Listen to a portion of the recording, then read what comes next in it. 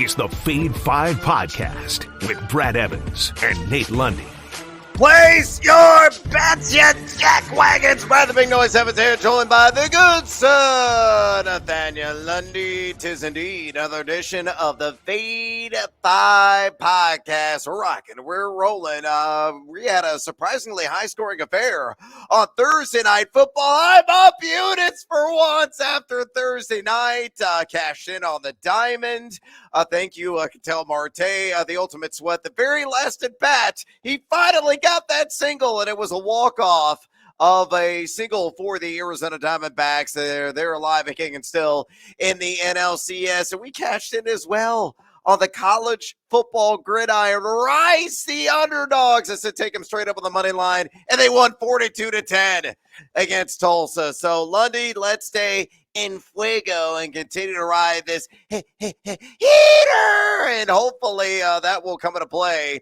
Those fiery selections here on the college gridiron. Let's make some college cash, shall we? So let's peel off a few $100 bills, slap them down our favorite sports book, and hopefully count the money in the end. Looking at the junior circuit that is out there, what bet most is catching your eye? Maybe it's the lone game on Friday night, Temple and SMU. I will have a selection on that a little bit later if Lundy does not.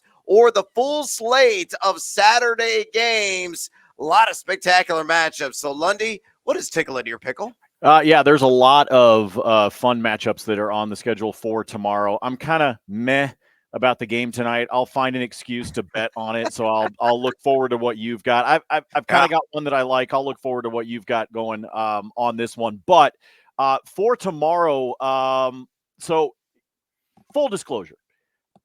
You should probably fade everything that I say associated with college football because last weekend was very profitable for me, which means I'm going to come crashing down. I picked 4 upsets last week and hit 3 out of the 4. So, so that's why I'm saying, like, you may want to fade the living crap out of me for tomorrow. But Texas Tech could be on their third-string quarterback tomorrow, who is a true freshman. And they're going to do it on the road against BYU. I'm going to take the Cougars straight up on the money line at plus 130. It's possible that the backup will be okay. He's basically, my understanding is we're kind of looking at a game time decision. But if he can't go, then they are going to go with a true freshman by the name of Jake Strong. So you're talking about putting a guy in there in this opportunity on the road at altitude. At a stadium, and I know BYU's not as strong as they have been in years past, but that stadium still gets rocking. Those fans get into it there.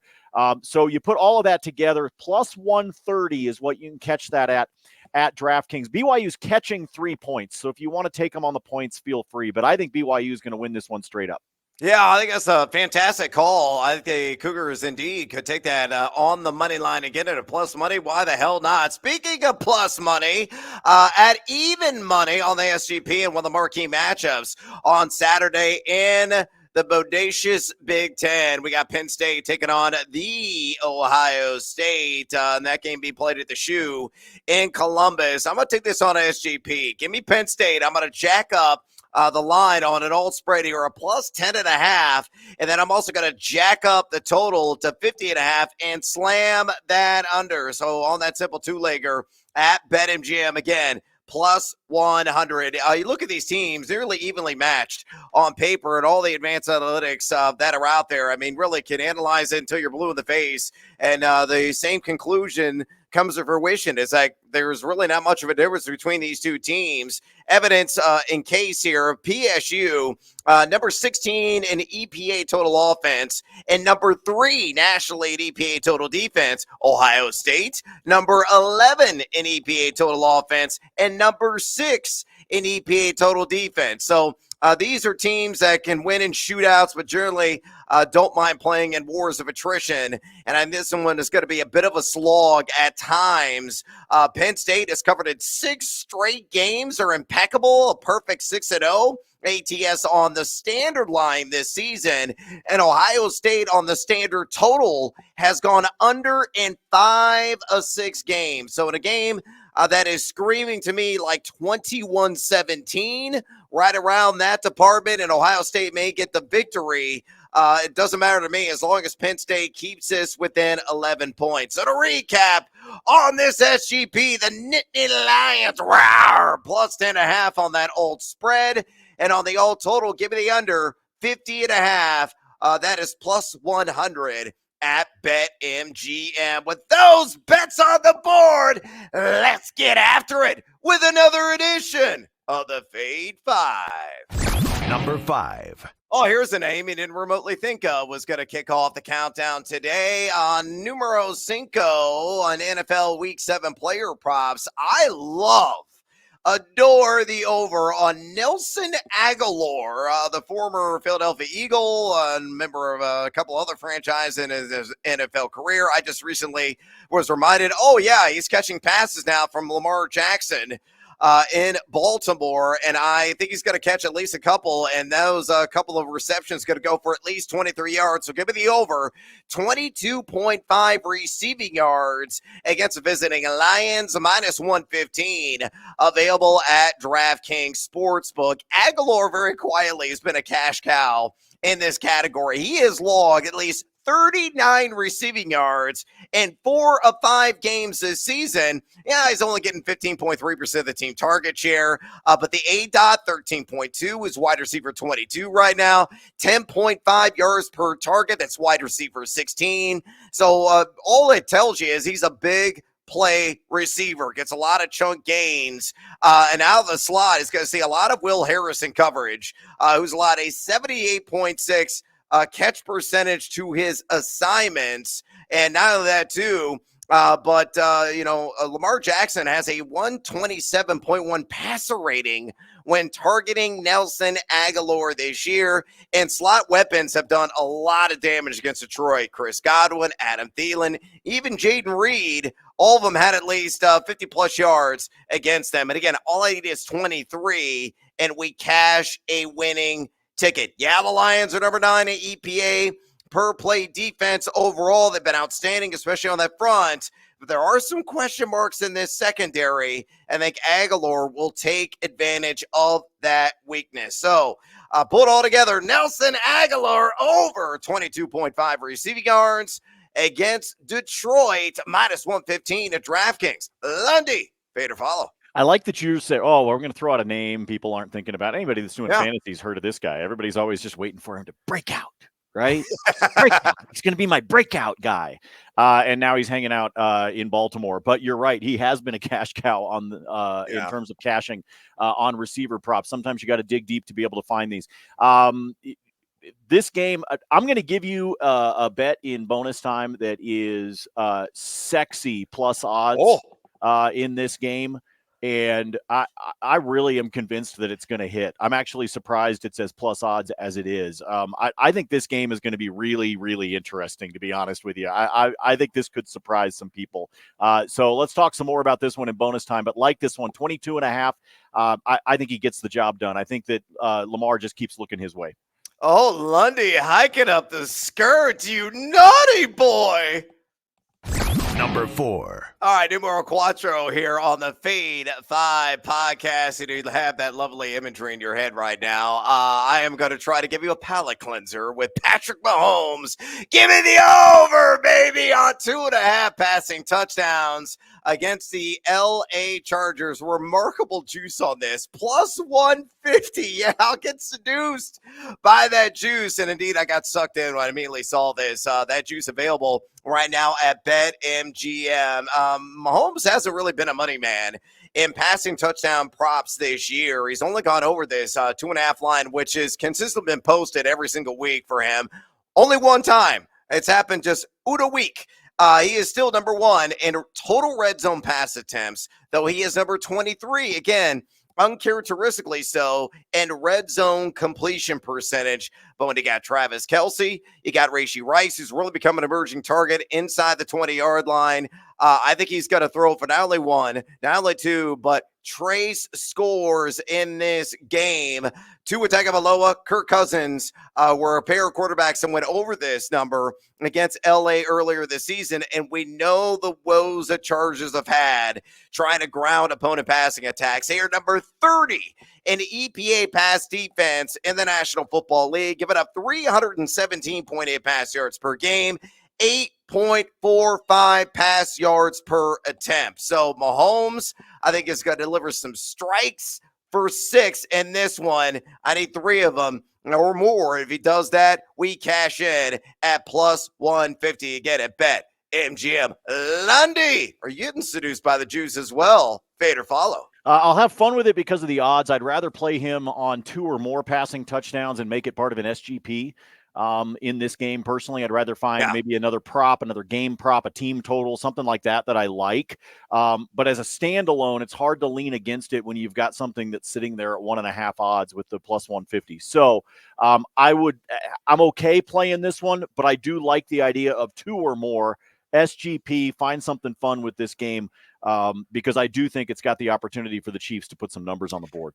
All right, I have no idea what the juice is on this. This is spur of the moment right off the top of my head, and I'm going to play the card that you were dealing to me. I say Mahomes gets 2 more passing touchdowns, and I think the option you want to go with, you want to parlay that, is Rashee Rice, like 30 or more receiving yards, 25 or more receiving yards. Slap those 2 together, and you're probably getting that at plus money. And Lundy will finally back me on a bet. Number 3. Nimo Trace here on the Feed 5 NFL Week 7 edition. I'm going to live in the land down under on one of the more prominent wide receiver names in the National Football League. And yeah, I might be sick in a minute in the head, but yes, I'm taking the under. Can I Diggs it? Hell no, I can't on the over. That's why I'm tucking under 84.5 receiving yards against Bill Belichick's struggling and basement-dwelling New England Patriots.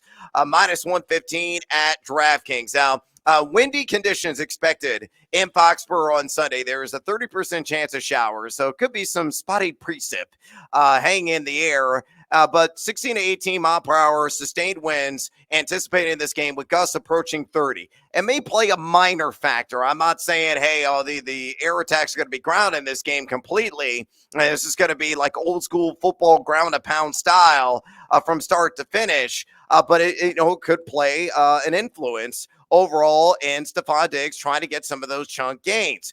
Not only that, too, but Bill Belichick is going to craft a defensive game plan, is going to try to take away those big play opportunities down the field to the top weapon on the Buffalo Bills, and that is indeed Stefon Diggs. The only wide receiver that has gone over 80 yards against the Patriots this season, Jalen Waddle. I mean, they limited Tyreek Hill to under this mark. And if you can do that, I mean, he's an absolute superstar, a Superman, and you doled out some kryptonite to him. I think the same could apply to Diggs. Now, Diggs seeing 33.8% of the team target share. That is number 2 in the NFL. He is number 4 in air yards, number 13 in yak, number 8 in yards per route run. He has gone over the century mark in 5 of 6 games. And I like the quarterback matchup for him on paper going against Jones, who's allowed a 112.5 passer rating and 18.7 yards per catch. But again, it's all about the mastermind that is Bill Belichick trying to take away the greatest offensive asset of the opposition, and that being Diggs. I still think he's going to have a decent game. It could be like 5 catches for 70 yards, 75 yards, but I don't think he gets to 85 and screws me out of an under winner. So, yeah, cue the minute work in the background. I'm living and land down under on Stefon Diggs, 84.5 receiving yards in breezy Foxborough, minus 115 at DraftKings. Lundy, fair to follow. I'll fade you on this one just because I have a hard time fading Stefon Diggs. Yeah, admittedly. In terms of his yardage totals. I just have a hard time doing it. And, okay, Belichick is a mastermind, but does he care at this point? I mean, does this guy legit give a shit at this point? I'm kind of being serious. Everybody's talking about, this is his last year in New England and all these like, does he have the equivalent of senioritis when we were all in high school? Like, is he just counting down the days? Like, all right, I'm done. I got a lot of money. I'm going to go hang. I'm good. I'll see y'all in Canton. Like, is that where he's at right now? Because if that's the case, I'm not saying he's not game planning and he doesn't have some pride and he doesn't want to win some games, but I don't know, man. Buffalo might come in and just absolutely bare bottom spank these guys. Distinct possibility. If that does happen, you might want to make it a double McRib order at the local Mickey D's, Bill Belichick. Number 2. Numero dos here on the Feed 5 countdown. I got a whole lot of love for a Green Bay Packers player. Of course, that's Jordan Love. Give me the over 1.5 passing touchdowns against the Mile High My Little Ponies. Plus 120 available there at BetMGM. We all know the story with Denver. They don't play like a defense, especially defending the pass, where they are dead last in EPA pass defense in the NFL. You look at the quarterbacks who've gone over this, 4, in fact, have thrown for at least 2 passing touchdowns against the Broncos, who have given up 285.5 yards per game through the air and 8.84 pass yards per attempt. Love has gone for at least 2 passing touchdowns at a pair of games over 5 contests this season. He is number 6, believe it or not, in total red zone attempts, and that includes him even having his bye week. But similar to Patrick Mahomes, struggled inside the red zone, number 22 in red zone completion percentage. But he's got Christian Watson back. Jaden Reed has emerged as a reliable target underneath. Romeo Dobbs has certainly had his moments, especially in the red zone. And most importantly, Lundy, Aaron Jones is trending to active in this game. We know how involved he is as a pass catcher, an electric one, out of the backfield. So put all together, the Broncos suck. They don't play any kind of defense. Love has had a lot of red zone pass attempts, and the Broncos, again, dead last in EPA pass defense. You're getting this at plus 120. Hails to the yes at BetMGM on that over. Jordan Love, 1.5 passing touchdowns. Lundy, you're there in Denver. I know what you're thinking. Fade or follow? No, follow.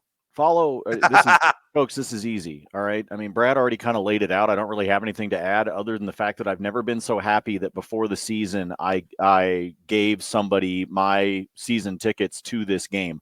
I've never been happier on a Friday to know that I don't have to go to that flipping stadium on Sunday and watch this POS team. Oh, wow. Mic drop. That is a moment of silence for the Denver Broncos, and understandably so, because they are dead, deceased, buried 6 feet under. Number 1. Numero uno on the Feed 5 today. Let's go with a guy that I don't think the sports books realize his strength, and they haven't really adjusted to that strength. And I'm talking about Josh Dobbs of the Arizona Cardinals. I'm going to go with an alt rush yards line. It's available at DraftKings. You could take it at 25 or more yards and get that at plus 115. If you take the standard lines at 22.5, so if you take the over there, it's a minus 115. We'll take it up another 3 yards, and you're probably going to wind up cashing, because I feel very confident that Dobbs is going to indeed reach at least 25 yards on the ground this week in his matchup against Seattle. So much so, it's numero uno here on the Feed 5 countdown. Dobbs has done this in 4 of his last 5 games, and the lowest mark he has had when he has gone over this season is 41 yards. So, that's easily cruising past the necessary 25. He's averaging 5.7 rush attempts per game. He's averaging 31.5 rush yards per game. And what is important here is how Seattle plays defense. They're very aggressive in trying to attack the opposing quarterback and try to collapse pockets. They have the second highest pressure rate in the NFL at 32.3%, which means opportunistic runs for Joshua Dobbs, who gets flushed out of the pocket, sees some green space, and could take off a couple of times. Hell, we may be able to cash this on one long run. Daniel Jones is the only quarterback to go over this against the Desert Birds this season, but he had 66 rush yards in that game. All we need is 25 out of Dobbs, and we are counting our winnings at number 1 on the Week 7 edition of the Fade 5. So, Lundy, fade or follow Josh Dobbs, 25 or more rush yards, plus 115. at DraftKings. Oh, I'll follow you on this one. Why the hell not? You're getting seduced by a lot of juice this weekend, and you got to be careful. Yeah! Yeah, but you got to be careful, man. You're starting to get cocky over there, aren't you? You get a couple of wins on a Thursday night, and all of a sudden you're starting to puff your chest out a little bit. I'd settle down over there, Beavis. All right, just settle down a little bit. Relax. It was one day. All right, just calm down. I'm just true. Cattell Marte walks off a single, and all of a sudden, Brad's over and over again. Let's go. Brad's buying around for the whole damn bar. You calm down over there, dude. Calm down. All right. Well, I did imbibe a lot last night, so yes, I'm overly confident right now. The head is swelled, and yes, I'm still packing a small peen. But regardless of that, let's go to bonus time. Lundy, you're rather aroused for several wagers that are out there. It could be on the diamond. It could be on the ice. It could be on the gridiron. It could be the pro circuit. It could be the junior circuit.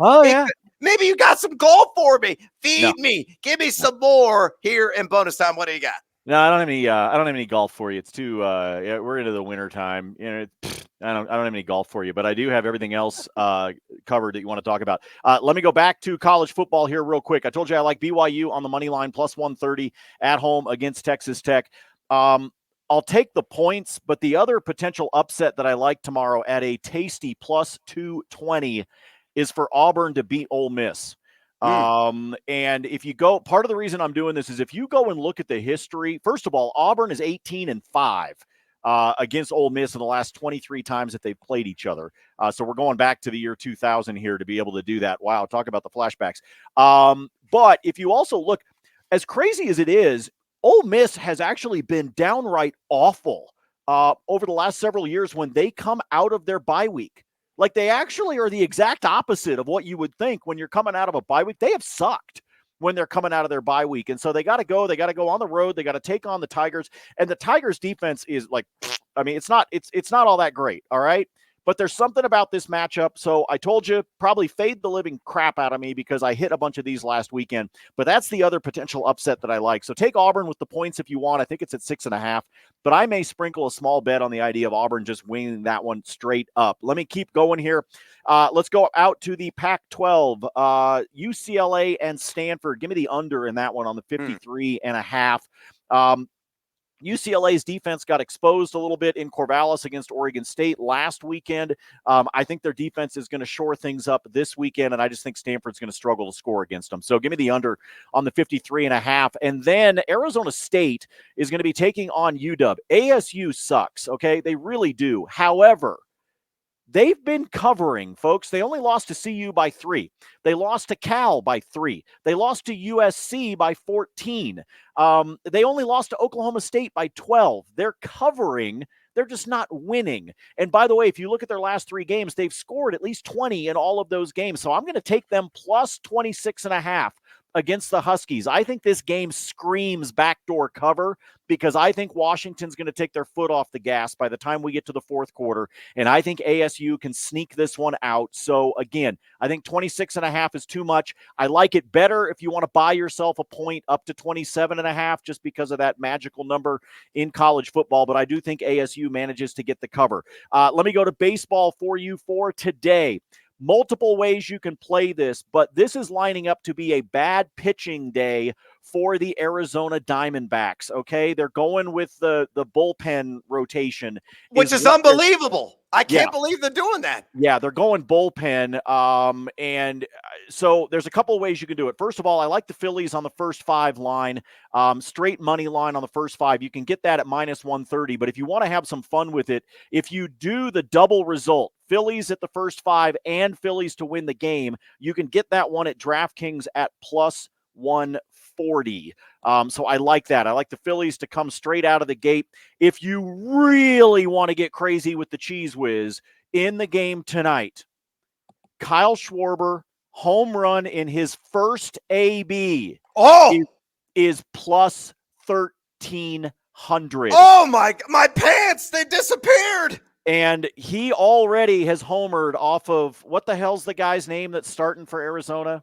Flat. I don't know what, I can't even remember his damn name. But when he came in on Tuesday, and gave up 3 earned runs in a third of an inning of work in that 10-0 shellacking that took place. Schwarber's already homered on his ass once. So if Schwarbs comes out and does his leadoff home run again in this game, it is plus 1,300. Oh, that's sexy. There's only 2 games on the ice tonight. That's because 30 of the 32 teams are in action tomorrow. So there's only a couple games on the ice for tonight. I'm going to give you a player prop that you're going to want to parlay with something else because it's juiced to minus 160. And that is for Calgary's Jonathan Huberdeau to have a point. In 31 career games against Columbus, he's got 22 points. So it's not quite an average of a point a game, but it's right there, folks. So again, minus 160 for him to have a point on the road against Columbus this evening on the ice. So pair that together with some other prop or some other game you like and take care of that juice at a minus 160. To the senior circuit on Sunday we go. A few plays for you. The one that I teased in Detroit and Baltimore. Give me Jared Goff to have over 1.5 passing touchdowns at plus 135.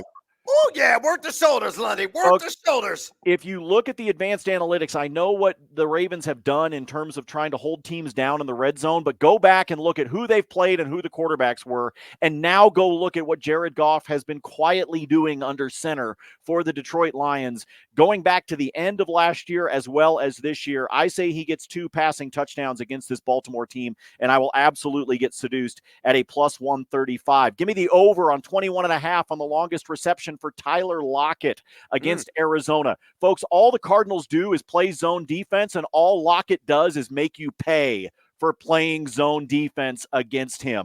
In terms of deep threats, we know all it takes is a one-and-done payday.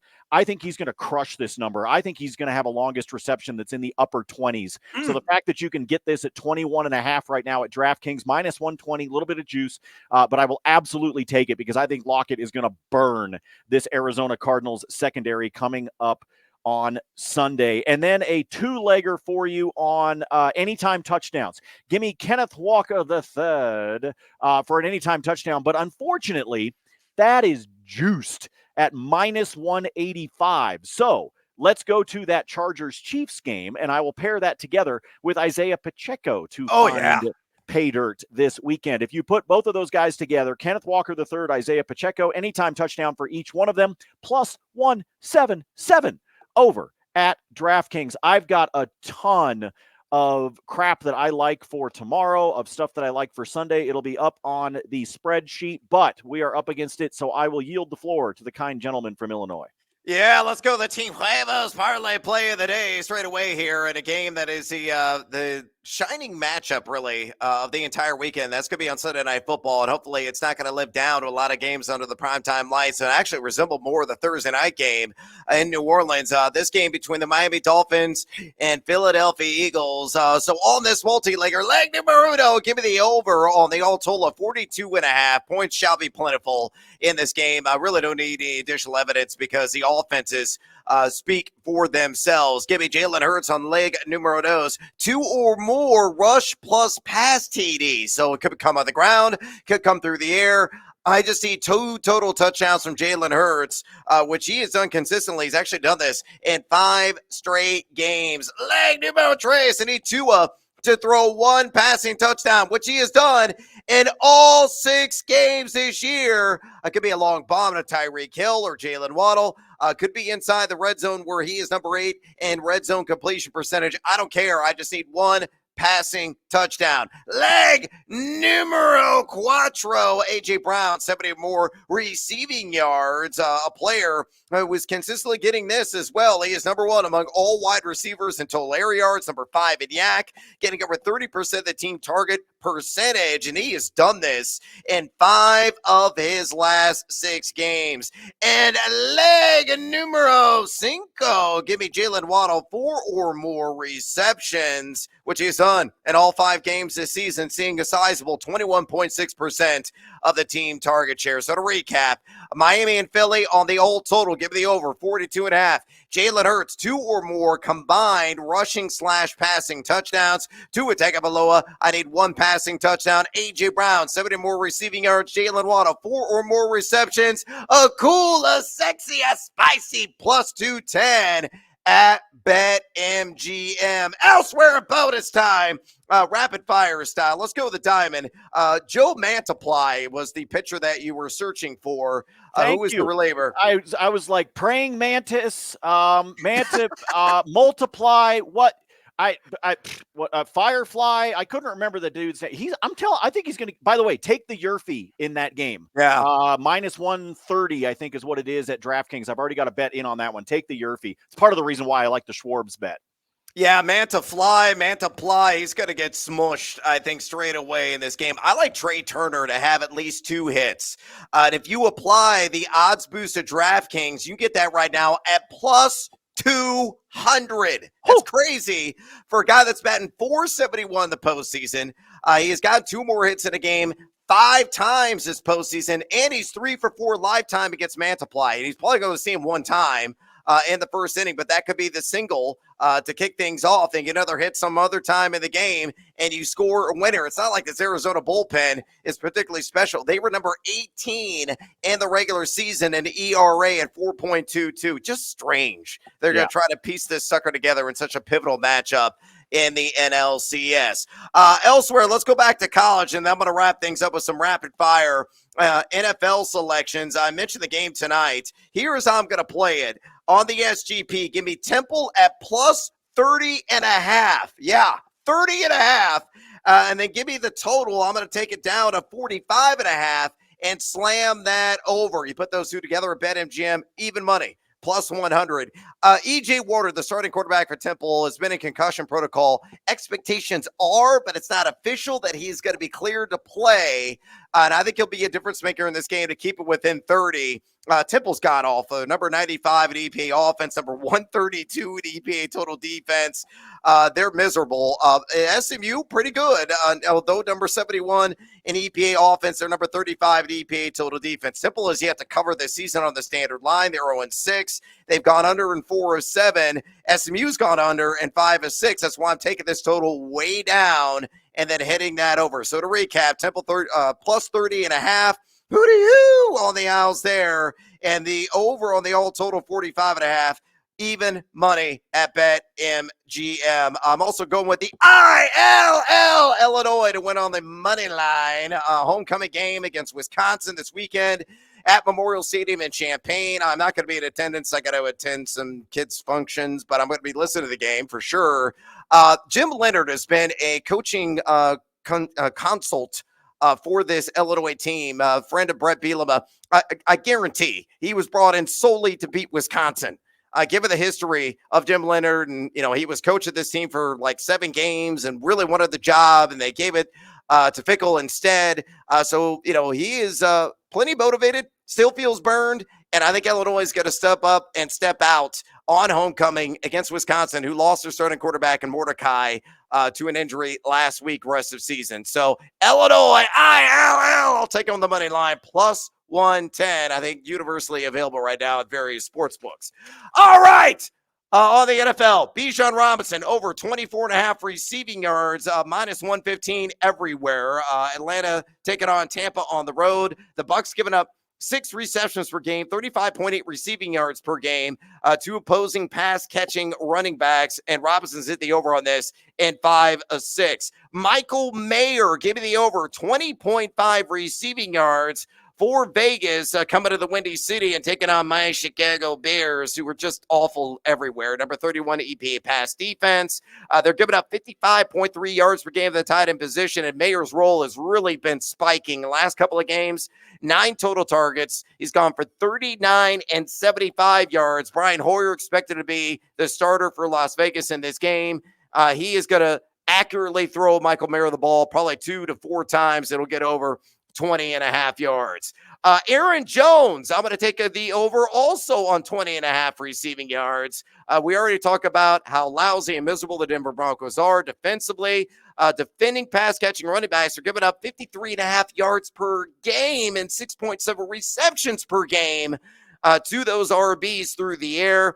Jones only seen a game game action at a couple of contests this year, 21 combined routes in those games with a 3.90 yards per route run mark. So this could be one catch. Go for like a 30-yard gain, and we cash an easy winner on that over 20.5 yards. The other one I like, Isaiah Pacheco, over 15.5 receiving yards against the Chargers. He's running 11.2 routes per game. Number 13 yards per reception at the running back position. Number 5 yards per route run, caught 89.5% of his intended looks, been over this prop in 4 of 6 games at the Chargers, allowing 59.6 receiving yards per game at the running back position. 4 rushers have gone over this 15.5 receiving yards mark. And I think I don't have anything else available here on the spreadsheet. Oh, wait, I lied. Puka Nacua, anytime touchdown, plus 180. Here's what's wild, folks. It's minus 140 at BetMGM. It's plus 180 at DraftKings. That's the only reason I'm taking it. He is going to probably splash 6 going against Patrick Peterson, who has already allowed 4 touchdowns to his assignments in the Pittsburgh secondary. And Nacua, number 4 in total red zone target percentage among wide receivers. Woo! That's a lot, but we got through it, and we sprinted through this edition of the Fade 5. Drop us a rating and a review, would you kindly, if you enjoy this podcast. It helps us out immensely. Also, feed or follow us on the Twitter or the X. Always trying to give it to you. Lundy on his free spreadsheet picks, at Nate Lundy. You can follow my picks as well, at Noisy Huevos, for the dashing and handsome Nathaniel Lundy. I'm Brad Evans. Until next time, as always, feed or follow. That is up to you.